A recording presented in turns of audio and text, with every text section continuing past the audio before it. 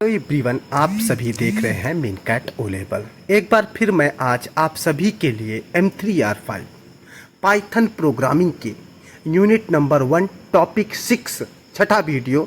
5 video आपको already 2020 question unit number 1 के 5 topics से दे दिया गया है। आप सभी नहीं देखे हैं तो चैनल में जाकर के इसे देखें। और आज का जो टॉपिक 5 है पाइथन प्रोग्रामिंग यूनिट नंबर 1 से, उसका नाम है testing and debugging. Testing and debugging से 20 मोस्ट इम्पॉर्टेंट क्वेश्चन लेकर के आया हूँ। आप सभी लोग ध्यान से एक एक क्वेश्चन को देखिएगा और आप सभी यदि पढ़ चुके हैं इसे तो राइट आंसर का रिप्लाई करिएगा। कमेंट बॉक्स में ज़रूर एक एक क्वेश्चन रिप्लाई करेंगे। वीडियो को लास्ट तक देखेंगे। लास्ट के 3 क्वेश्चन को मैं आपके लिए छोड़ दूंगा, जिसका जवाब आप सभी लोग देंगे। चलो आओ देखते हैं। फर्स्ट नंबर क्वेश्चन हमारा जो कह रहा है कि सॉफ्टवेयर टेस्टिंग का मुख्य उद्देश्य क्या है। सॉफ्टवेयर टेस्टिंग का मुख्य उद्देश्य क्या है, यानी कि सॉफ्टवेयर टेस्टिंग क्यों की जाती है। आया हुआ क्वेश्चन है ओ लेवल में। नया सॉफ्टवेयर बनाने के लिए नेवर, नहीं। टेस्टिंग से क्या होता है, एरर ढूंढा जाता है और क्वालिटी की सुनिश्चितता की जाती है। B number option is the right option, आप सभी को पता होगा। डेटा स्टोर करना, नो। क्लाउड स्टोरेज है और फिजिकल स्टोरेज हमारे पास है। प्रोग्राम डिलीट करना, नो। टेस्टिंग इसलिए होती है कि अगर हमारे सॉफ्टवेयर या कोड में कोई एरर है उसका पता चल जाए और किस टाइप की क्वालिटी का है इसका पता चल जाए। हमारा सॉफ्टवेयर टेस्टिंग का मेन एम होता है। सेकंड नंबर क्वेश्चन की तरफ जाते हैं। यूनिट टेस्टिंग किस स्तर पर की जाती है। ध्यान से सुनिएगा। टेस्टिंग कई टाइप के हैं। ब्लैक बॉक्स टेस्टिंग होता है, व्हाइट बॉक्स टेस्टिंग होता है, और कौन सा टेस्टिंग होता है भाई, यूनिट टेस्टिंग होता है। 2-3 टेस्टिंग और होते हैं, आगे आपको क्वेश्चन में दिखाया जाएगा। तो यूनिट टेस्टिंग क्यों की जाती है, पूरे सिस्टम पर की जाती है। इंडिविजुअल मॉड्यूल फंक्शन किसी छोटे से पार्ट पर किया जाता है, डेटाबेस पर किया जाता है, नेटवर्क पर किया जाता है। नहीं भाई, नेटवर्क पर टेस्टिंग नहीं होता है, डेटाबेस पर टेस्टिंग नहीं होता, पूरे सिस्टम पर टेस्टिंग नहीं की जा सकती है। किसी इंडिविजुअल पार्ट या मॉड्यूल या फंक्शन पर आपका टेस्टिंग किया जाता है। Option number B is the right option. Option number B is the right option. Third question पर जाते हैं। आप सभी लोग अगर टेस्टिंग के टाइप पढ़े होंगे, ब्लैक बॉक्स टेस्टिंग है तो आप सभी लोग इसका रिप्लाई करना। कह रहा है कि तीसरा number question, black box testing में किस पर ध्यान दिया जाता है। यानी कि जब ब्लैक बॉक्स टेस्टिंग इंजीनियर करता है तो किन किन बातों पर, किस चीज पर ध्यान देता है। आओ देखते। सोर्स कोड पर, बताओ। सोर्स कोड पर ध्यान देता है, जो तुम्हारे द्वारा लिखा गया प्रोग्राम है उसी को सोर्स कोड कहते हैं। प्रोग्राम लॉजिक पर, इनपुट आउटपुट पर, मेमोरी पर। ब्लैक बॉक्स टेस्टिंग किस पर फोकस करता है। आशा करता हूं कि आप सभी ने अपना राइट आंसर ढूंढ लिया होगा। चलो अब हम बताते हैं। सोर्स कोड पर जो टेस्टिंग होती है वो हमारा एरर वाला होता है, syntax error, logical error program के लिए होता है। और प्रोग्राम लॉजिक के लिए एरर होता है वही हमारा मामूली सा। मेमोरी पर कोई टेस्टिंग नहीं होती है। इनपुट और आउटपुट देखने के लिए किसी भी प्रोग्राम का, किसी भी ऐप का, किसी भी सॉफ्टवेयर का इनपुट और आउटपुट देखने के लिए हम ब्लैक बॉक्स टेस्टिंग करते हैं। C is the right option. I hope आप सभी ने सी लगाया होगा। 4 नंबर क्वेश्चन पर चलते हैं। व्हाइट बॉक्स टेस्टिंग किसका परीक्षण किया जाता है। ब्लैक बॉक्स से तो इनपुट आउटपुट होता है, अब व्हाइट बॉक्स किस लिए यूज किया जाता है। आओ चलो देखते हैं। यूजर इंटरफेस के लिए, सोर्स कोड और इंटरनल लॉजिक के लिए, डेटाबेस के लिए, हार्डवेयर के लिए। बताइए आप सभी किसके लिए किया जाता है। आप सभी को मैं टाइम दे रहा हूं, आप सभी लोग बताइएगा। आप सभी ने आंसर अपना सोच लिया होगा। आप सभी को मैं बताऊंगा B is the right option. White box testing source code पर और इंटरनल लॉजिक पर किया जाता है। जो हमारा इसमें मैंने बताया था, सोर्स कोड जो हमारा लिखा गया प्रोग्राम होता है उसमें जब हम एरर ढूंढते हैं तो ऐसे टेस्टिंग को हम व्हाइट बॉक्स टेस्टिंग कहते हैं, जो टेस्टिंग इंजीनियर द्वारा किया जाता है। तो white box testing source code पर और इंटरनल लॉजिक पर किया जाता है। ब्लैक बॉक्स टेस्टिंग इनपुट और आउटपुट पर होता है। ध्यान से सुनिएगा। रिग्रेशन टेस्टिंग का मेन एम क्या है। White box, black box, unit testing और रिग्रेशन टेस्टिंग भी एक पार्ट है। टेस्टिंग कई टाइप के हैं, इसी में आप देख लीजिएगा। व्हाइट बॉक्स आपने देख लिया, ब्लैक बॉक्स आपने देख लिया, यूनिट टेस्टिंग देख लिया।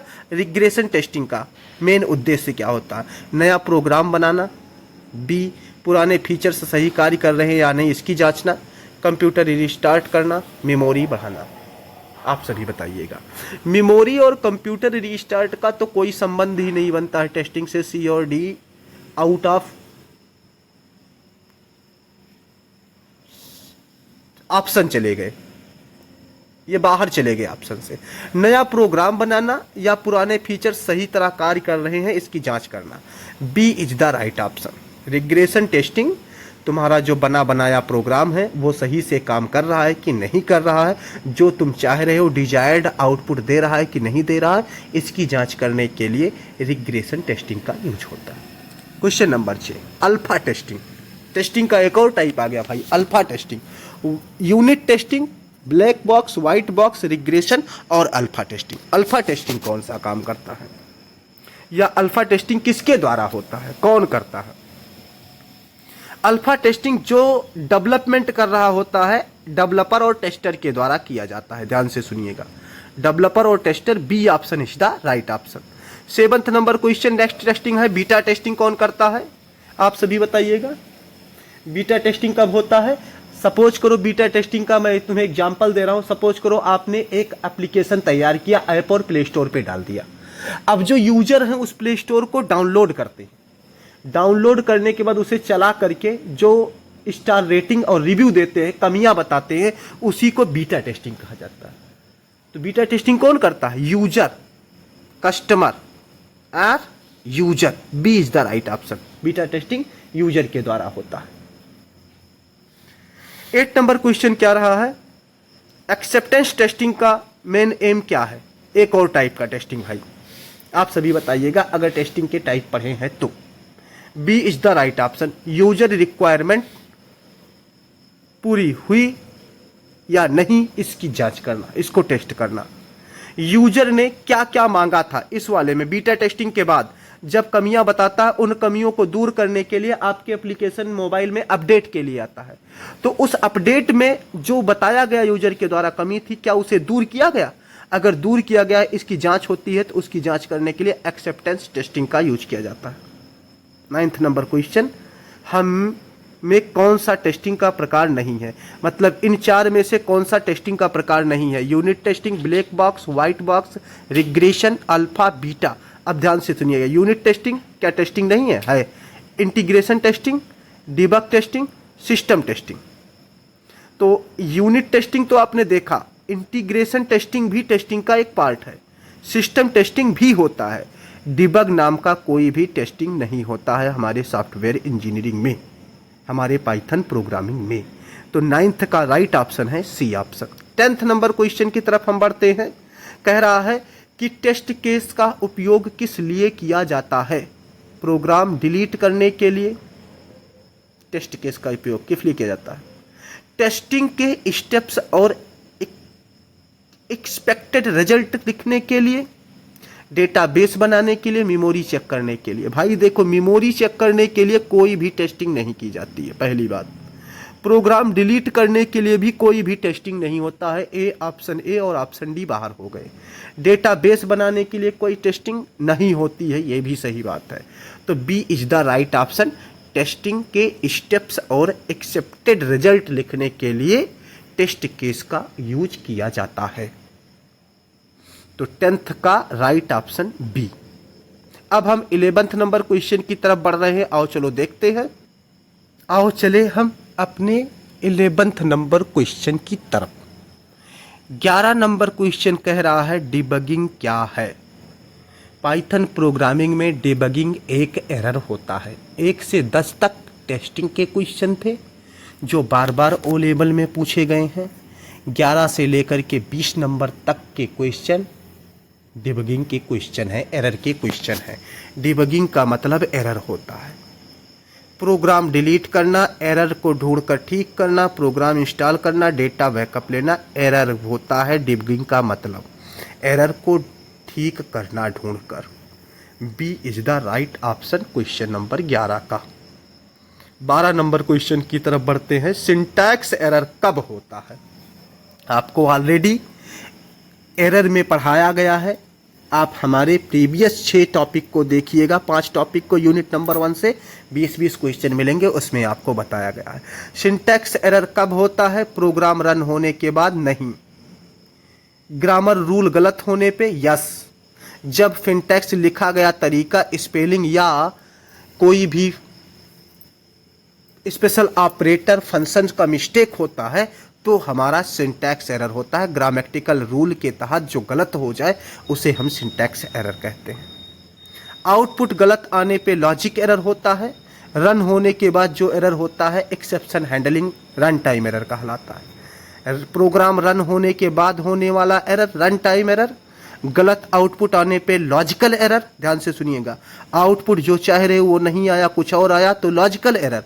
प्रोग्राम रन होने के बाद जो रिजल्ट एरर आता है उसे क्या कहते हैं? Run time error. और ग्रामर का मिस्टेक है तो सिंटैक्स एरर होता है। रन टाइम एरर कब होता है? देखो तुरंत। रन टाइम एरर अभी कब बताया? प्रोग्राम रन होने के बाद, प्रोग्राम एग्जीक्यूट होने के समय। प्रोग्राम रन होना मतलब एग्जीक्यूट होना। A number option is the right option of the question number 13। 13 number question का राइट ऑप्शन ए है। 14 नंबर क्वेश्चन आओ बोलते हैं लॉजिकल एरर। अभी थोड़ी देर पहले बताया था, 3 एरर बताया था। लॉजिकल एरर कब होता? आउटपुट गलत आने पे। देखो, प्रोग्राम सही चलता है लेकिन आउटपुट गलत आ जाए, ऐसे सिचुएशन में लॉजिकल एरर होता है। ऑलरेडी मैं क्वेश्चन नंबर 12 में ही 13 और 14 एक्सप्लेन कर दिया था। 15 नंबर क्वेश्चन क्या करा? पाइथन में एरर दिखाने के लिए सबसे तरीका कौन सा है? सबसे आसान तरीका पाइथन में अगर एरर चेक करना है तो प्रिंट फंक्शन लगा दो, एरर बाहर आ जाएगा। प्रिंट नाम का फंक्शन लगाओ और एरर बाहर आ जाएगा। अगर एरर नहीं है तो रिजल्ट आ जाएगा। ध्यान से सुनिएगा, प्रिंट फंक्शन क्या करता है? प्रिंट फंक्शन लगाओ, अगर प्रोग्राम में एरर है तो एरर शो कर देगा, कहाँ है दिखा देगा प्रिंट फंक्शन। अगर एरर नहीं है तो आपका डिजायर्ड आउटपुट यानी रिजल्ट दे देता है। क्वेश्चन नंबर 16, ब्रेक पॉइंट का उपयोग किस लिए किया जाता है? ब्रेक नाम का एक स्टेटमेंट होता है, कंटिन्यू नाम का एक स्टेटमेंट होता है, तो वही कह रहा है ब्रेक पॉइंट किस लिए उपयोग किया जाता है। आपने ब्रेक और कंटिन्यू जंप स्टेटमेंट पढ़ा होगा, नहीं पढ़ा है तो आओ पढ़ाते हैं। जंप स्टेटमेंट 2 होते हैं, ब्रेक और कंटिन्यू। गो टू वगैरह पाइथन में नहीं होते। ध्यान से सुनिएगा, तो ब्रेक का उपयोग किस लिए किया जाता है? प्रोग्राम डिलीट करने के लिए? बिल्कुल नहीं। एग्जीक्यूशन रोक कर जांच करने के लिए? तुम बताओ बी। फाइल सेव करने के लिए? आउटपुट प्रिंट करने के लिए?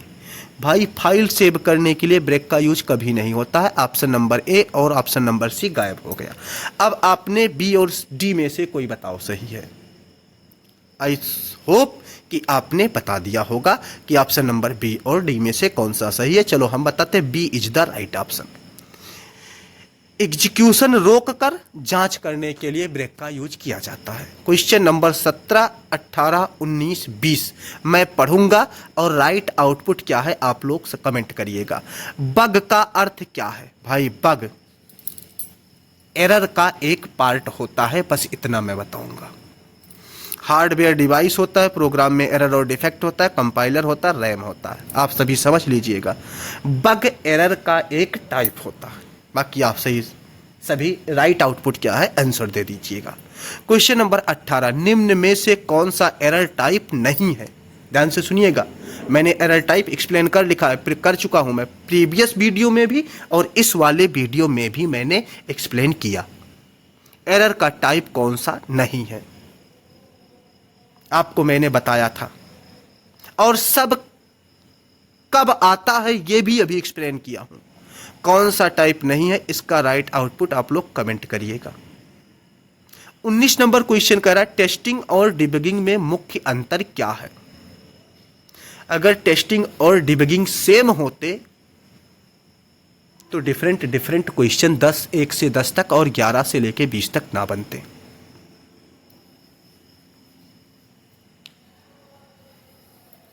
टेस्टिंग और डिबगिंग, टेस्टिंग क्या करता है? गलती ढूंढता है और डिबगिंग गलती को सही कर देता है। बस इतना आप जानिएगा, बाकी राइट आउटपुट क्या है आप लोग कमेंट कर दीजिएगा।